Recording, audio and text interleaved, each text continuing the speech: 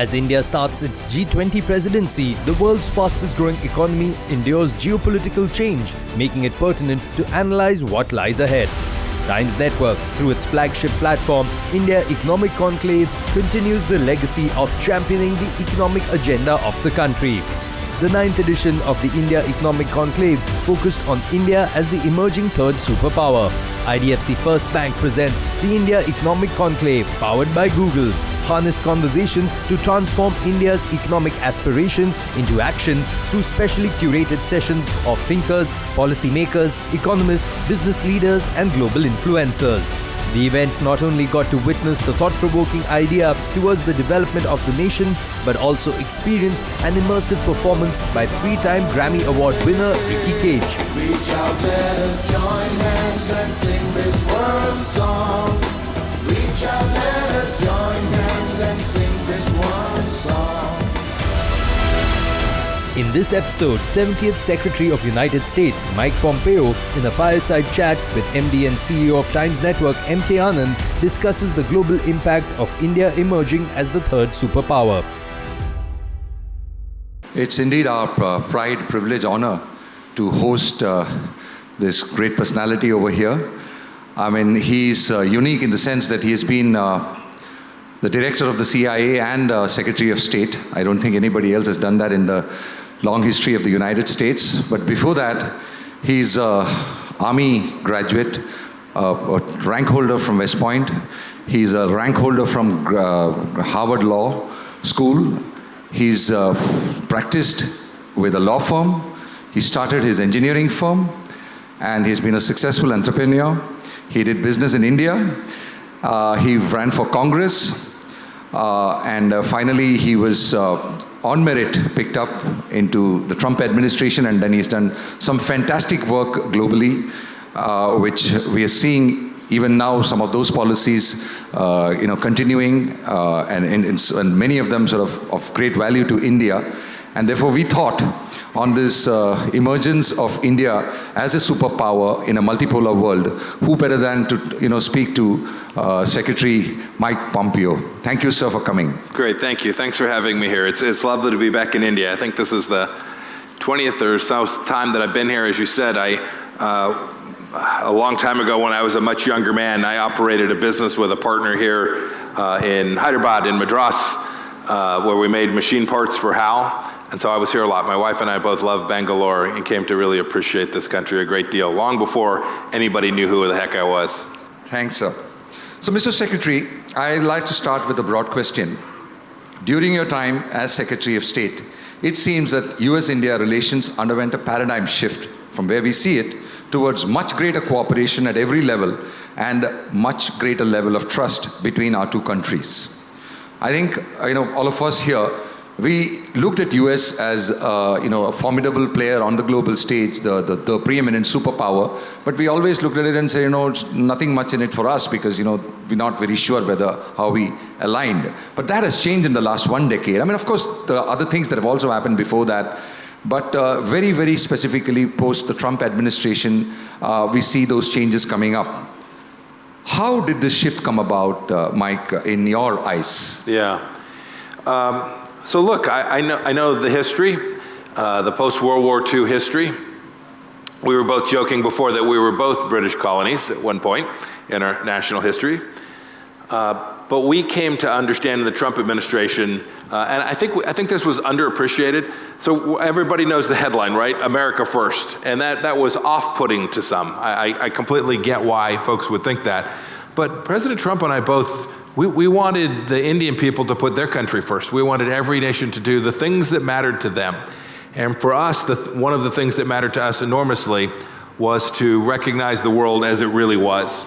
And the world had shifted post-World War II dramatically, right? We'd had 70 plus years of relative good order, but this had shifted. The power structures in the world had shifted, and India was now an important power in the world stage. Not a power that was soon to be important, but one that was important while we were there, to today as it exists. I still believe this with all my heart.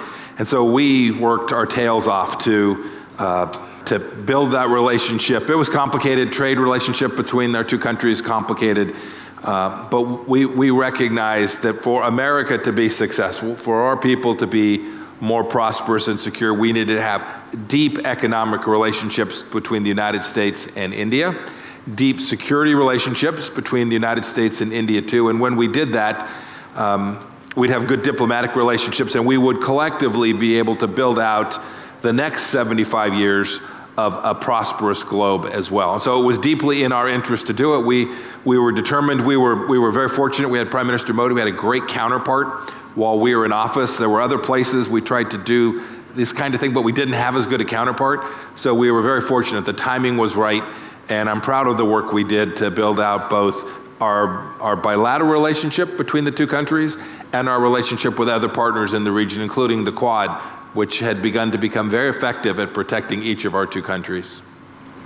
Yeah, so that brings us to this. The good thing is that post the Trump administration, the change seems to have persisted with the new administration which came in. And this whole thing about alignment in the Indo-Pacific. So what is the future vision for Indo-Pacific? How do you think it aligns with India's interests? Well, we all have to form our own judgments, but from the American perspective, the great challenge of this next generation is the threat that's posed by the Chinese Communist Party. If you said, what's the singular greatest geostrategic risk to the next generation of Indian kids not having more security and more prosperity, that risk comes from Xi Jinping and from the Chinese Communist Party. You all see it, you're closer to it than we are geographically, but we all experience it economically as well. And this has been something that we want China to succeed economically. We're happy competing with them, all of us should be, but Xi Jinping intends something that is fundamentally different from that. And so when you begin to think about the Indo-Pacific, we tackled it in three pieces. First, we needed a deeper, important set of relationships with broadly Asia, including the Middle East. And so we worked what became the Abraham Accords to try and take down the tension in the Middle East itself and to confront the strategic threat that came from the Islamic Republic of Iran's regime. And then second, we needed to build out with our friends in Australia, South Korea, Japan, here in India, a set of relationships that were economic and military, the set of capabilities that made clear that we were determined to protect the things that really mattered: basic property rights, human dignity, all the things that democracies do the best, but that every nation has a responsibility to protect. And so we were trying to build a construct. By the way, Pacific Island nations, I don't think I mentioned. We were trying to increase the set of economic connectivity between those countries in a way that would convince the Chinese Communist Party that on the world stage, it could have its place. It has over 1 billion people, but it had to conform to the basic requirements of international norms. If you want to lead in the world, it is not okay to hold 1 million of your own people in internment camps. If you want to lead in the world, when a virus breaks out in one of your laboratories, you need to invite the world in to help you solve the problem, not lock down and shut down and lie and obfuscate. That is a global requirement to keep the world safe. We had 7 million plus people die across the world because the Chinese Communist Party chose at that moment not to let the world help them figure out how to address this issue. Instead, they disappeared journalists, sent people on airplanes to Milan. I mean, this is not how world leaders behave. It's not how the Indian government would have behaved. It's certainly not how the American government would have behaved as well. And so when you think about the Indo-Pacific, this is to get the world right for the next 75 years is an imperative that those of us who believe in the most fundamentally important things in the world work together to address those problems and demand that other nations comport with that type of behavior. So despite good relations between our two nations during your time as Secretary, a comprehensive trade deal eluded us. In your eyes, what roadblocks remain in that deal even now? What needs to change in order to make it possible? Look, every country wants to protect the things that matter to it most. We're guilty of that as well. And I don't fault nations for wanting to protect jobs and create wealth in their own country. We simply know that the cumulative well-being of the globe depends on massive interconnectivity. And we have that between our two countries. There's lots of foreign direct investment by the United States here in India. I hope there will continue to be more. There is significant investment by Indian companies. I think the next trillion-dollar company is likely to come from here, likely to come from India. We see it, by the way, we see Indian students coming to learn. We see Indian Americans running some of our biggest companies in America. The connectivity between our two economies is deep, and we ought to figure out a way to get our trade people to figure out a set of pathways to increase both the trade between the two countries and how our currencies interact with each other in a way that makes good sense for each of our two countries. I think it's possible to do.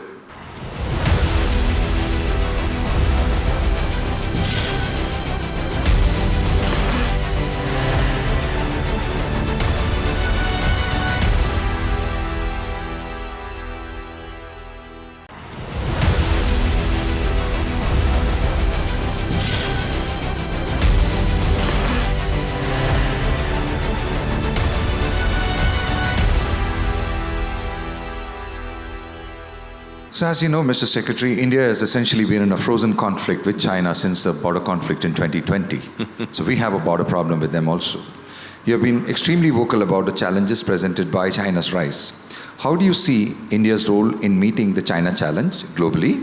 What are the strategies that you see as successful? And before that, what do you think this frozen conflict will how will it evolve? Goodness.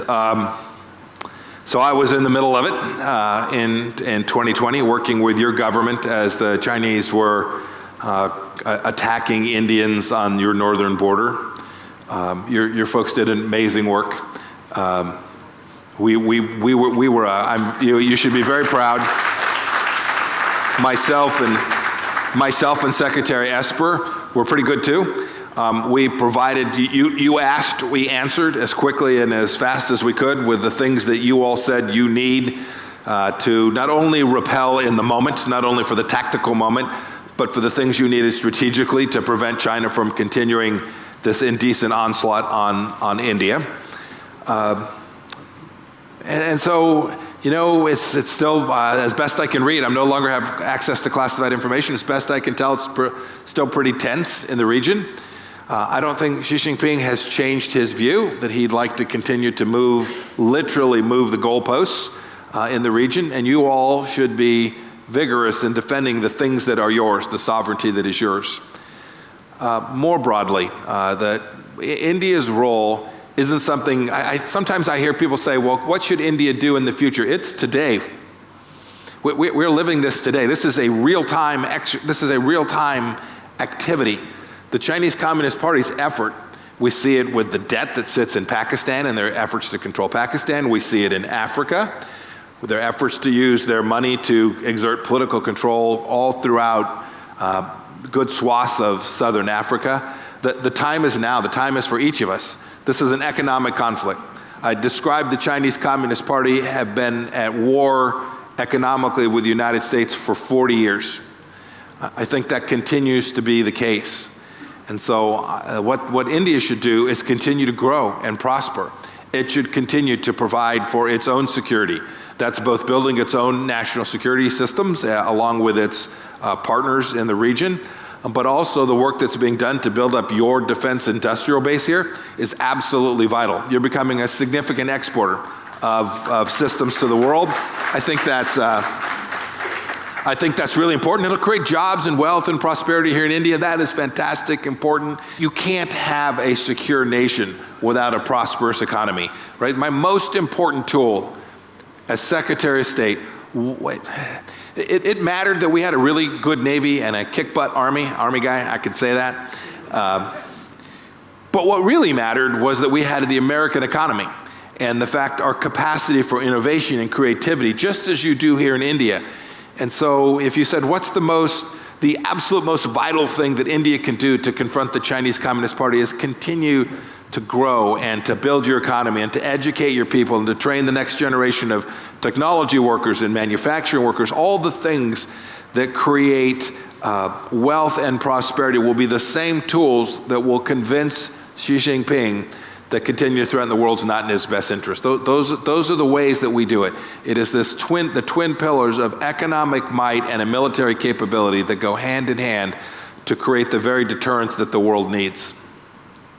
So we've been hearing about the China plus one policy that the world started pursuing, I think, for the last 10 years. And post-COVID and during, India is seen as a very, very big beneficiary of the same. So what is your take on this approach, the plus one strategy? You know, I talk to lots of companies around the world, now that I'm now an unemployed former diplomat.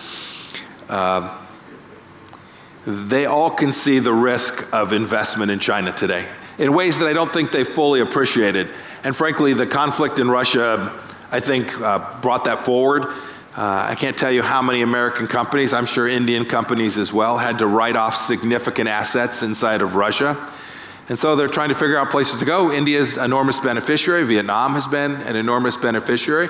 Frankly, there's been onshoring to Mexico and Canada and the United States as well. As nations are trying to rebalance, we talk about it in terms of supply chains, but it's not just supply chain. They're trying to rebalance their political risk around the world, and India is a wonderful place for them to do that. They can see it. They know that you are a reliable economic partner of the United States, and so I think the Indian economy and the Indian people will continue to benefit from that. I think India should do vis-a-vis Iran. So you said India has a responsibility. Sure, you have a responsibility. You should make clear to the Iranian people that you're with them and not with the Ayatollah. It's really that straightforward. The Biden administration's theory has been to not enforce sanctions in the same way we did. I think in the end, the only way that the Iranian people have a chance to get the regime, the leadership that they want, is if the regime itself is starved of its capacity to build out its nuclear program and to build out its terror campaign across the region. So I would urge not only the Indian government, but most importantly my government, to go back to the set of policies that gave the Iranian people the space to organize and ultimately get the government they wanted. Last two questions on India. India's stand on Ukraine and the import of Russian oil, what we can look at and say as hunting with the hounds and running with the hares. And that has been a little hot topic, and it's sort of erupted here and there. What is your take on that subject? Yeah, this is it. If you continue to underwrite a regime like Putin's, he'll have more resources to continue his onslaught. And if there's one thing that the world, I think, forgets, because we've lived in this post-World War II order, I think the world forgets that you can't satiate folks like Putin.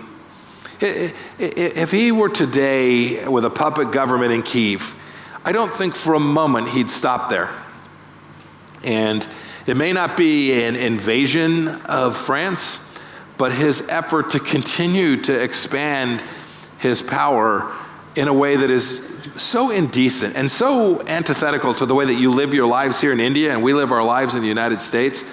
You have to stop these guys. And so if you're purchasing crude oil from Russia and enriching Vladimir Putin, you are increasing risk that 5 or 10 years from now, the world will be in a more stable, more secure place than it is today. I get it. This is hard. I regret that the United States has shut in its energy. But I think if there's one thing the Europeans have learned, is that you are not going to run the world on sunshine and windmills, at least for the next 20 or 30 or 40 years, that we're going to be using fossil fuels for an awfully long time, and that if you are dependent on a bad guy for your energy supplies, the bad guy will come one day to use that in a way that is to the harm of your own people. And I think that brings me to the last question, which is on the theme of the conclave here. India is a vibrant democracy and now the most populous nation on the planet. I think on April 13th, we surpassed China, and that's apparently historic. Never in the world's history has China not been the #1 country. And from the way the population rates are, I think we can look at the next maybe even 500 years that the population of this part will probably be the largest in the world. So this is a historic change for the planet. It is also probably the first time that in the top powers of the world, when you're talking about this kind of a size, because you were the champion of democracy. So this is the first time probably that stature, another democracy comes in. We call it the democratic dividend. What would be your, opinion, advice, and if you were India, how would you conduct yourself from here on going forward for the next 20 years? Oh my gosh. I have spent my whole life not telling other countries how to run their country, and been pretty successful at avoiding that. My thoughts always come back to this. The greatest driver for happiness for peoples are economic well-being and health. And so that often turns on GDP per capita, right? That often turns on how many resources are available for individuals. And then there's a component of this that is how broadly they are shared too. So there's a equity component to this as well. Do you have a system that allows for mobility, for people to rise from poverty, to create wealth, and to take care of their families? I wouldn't limit this to India. I urge leaders all across the world, be focused on the well-being of your own people and their economic success. It is easy to become subject to very powerful influence inside of your own country. The 10, the 50, the 100, the 1,000 people who exert enormous economic influence. As leaders, you have a responsibility to make sure that you are delivering on behalf of a sovereign, on behalf of a nation. How do you create the chance for someone like me, who grew up in very modest means, to get this crazy chance to be the Secretary of State of the United States of America? Literally, if you would have met me, and maybe some of you did, when I was doing business here in Bangalore, and I had told you I was going to be the CI Director and the Secretary of State, you would have put me in an insane asylum, right? You would have said, that's crazy. Build a nation where people get those kinds of chances, where hospitals are good and the streets have sanitation, right? These fundamentals. In America, we get caught up on things that happen in Washington. All the news that you see on CNN or on the BBC, the headlines are almost always from Washington. Folks, most of America doesn't give a rip about what's going on there. Most of America is doing what we do in Wichita, Kansas, trying to take care of their family, coaching their little league team or their kids' soccer team. Right? These are the things that build great nations. These are the things that will let the 1.4 billion people here in India view themselves, as you rightfully should, as a successful peoples, as a successful nation, and one with glorious opportunity that sits in front of you. A focus on the things that matter, the things that are local, the things that you can have an impact on. When we do those things, our leaders, your prime minister, our president, they will see that, and then they can help build. They can help build out these geostrategic solutions that put your country in the right place, and can continue to build India as a powerful force for good in the world. And I can see that today. It's not something that's 10 years off or 20 years off. I can see that today. Whenever I would come visit here when I was in government, I felt a peace when I was here, right? A people who sought a amicable, peaceful way of moving forward, but were deadly serious about growing their own business or their own economy. These are the things that will provide the world with the stability that it demands in these incredibly challenging times. Thanks a lot, Secretary. It's been really, really a pleasure talking to you, and we really thank you for the trouble that you've taking so many flights. It's all good. And almost missing one, as I'm told. Thank you very much. It's all good. Thank you all. Thank you.